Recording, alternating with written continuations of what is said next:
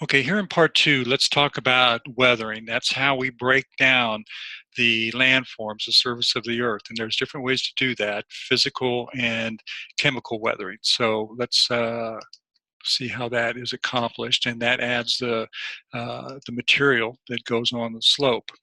Now, bedrock is the parent rock. When it breaks down, we get what we call regolith, which is the debris, and soil is the breaking down of the regolith. Regolith is that unconsolidated rocky material. It's the layer on the surface.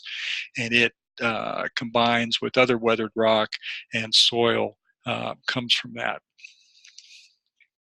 Okay, so here's kind of an example of how this works. So here's the mountains. There's freezes, and when water gets down in the cracks between rocks, ice forms, it expands and breaks apart, for example, or when rain comes and erodes it, or even the wind.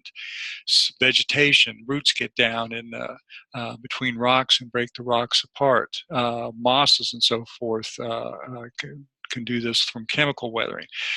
So all these particles come down and they come down and they accumulate, and eventually the force of gravity overcomes this, and gravity will pull this debris, this regolith, down and down here at the bottom. And remember, heavier stuff here, finer stuff here. So this is very good soil usually. And so these lighter particles are often at the bottom of mountains and then the valleys between mountains. The soil is very good for agriculture. So factors that influence weathering. Well, the rock composition and the structure, of course, and then what we call jointing, the fractures in the rock. Climate, if it's wet, if it's dry, if it's cold, if it's hot, whether there's subsurface water or lots of rain, for example, or snow. The slope orientation, can be steep or gentle. Organic processes, is there vegetation? And of course, time, 1 year or a million years.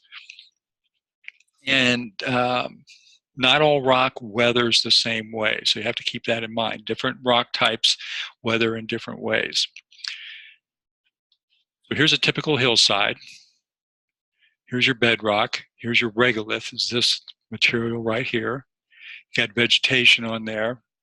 As the regolith starts to break down, we get soil on top of that, decaying vegetation, which gives off chemicals. So you have chemical weathering. If it's raining or snowing, you get the roots in between the joints. If it's cold, you get water in between the joints. That's physical weathering.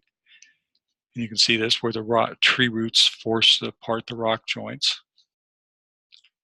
Okay, so the rock is broken and disintegrated without chemical alteration. That's what we call physical weathering.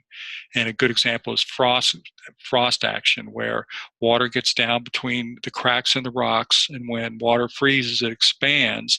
And as that happens over time, the rock will shatter and break apart. So repeated freezing and expanding and thawing of the water breaks the rock apart. And again, from your book, and you can see how this would look on the ground. So the water gets down into the joints, expands, and breaks apart the rock. This is up in the Sierras. You can see this up there. So it's, not only forced it apart here, you can see the smaller cracks that have, worked on it vertically as well. So that's a form of physical weathering. Salt crystal growth is another way. When you get water down in the ground and then it gets very dry, as the water evaporates, it pulls that water up through the ground. And as the water evaporates, it leaves the dissolved mineral salts, and those form crystals, and those also break apart the rocks. And you can kind of see that here in the sandstone right there, for example. Just, to trees in the joints. Again, this is frost, where the frost is acted upon the rocks here. So that's all forms of physical weathering. Well, we have pressure release jointing, where the rock peels off in curved slabs or plates. And you can kind of see this over here up in Yosemite.